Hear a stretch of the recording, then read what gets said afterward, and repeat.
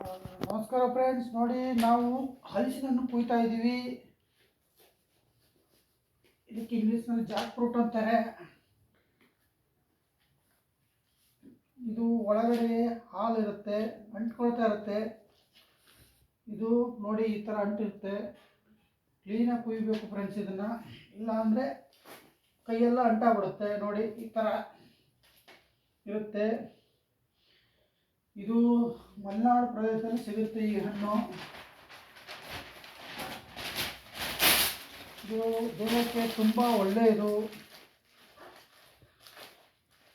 ಇದು ಊಟ ಆದಮೇಲೆ ತಿನ್ನಬೇಕು ಫ್ರೆಂಡ್ಸ್. ಇದು ಊಟಕ್ಕಿಂತ ಮುಂಚೆ ಅಲ್ಲ ಫ್ರೆಂಡ್ಸ್, ಊಟ ಆದಮೇಲೆ ತಿಂದರೆ ಆರೋಗ್ಯಕ್ಕೆ ಒಳ್ಳೆಯದು.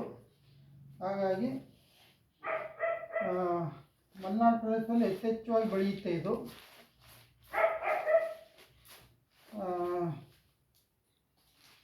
ಹಾಗಾಗಿ ನಾವು ಇವಾಗ ಕುಯ್ತಾ ಇದ್ವಿ.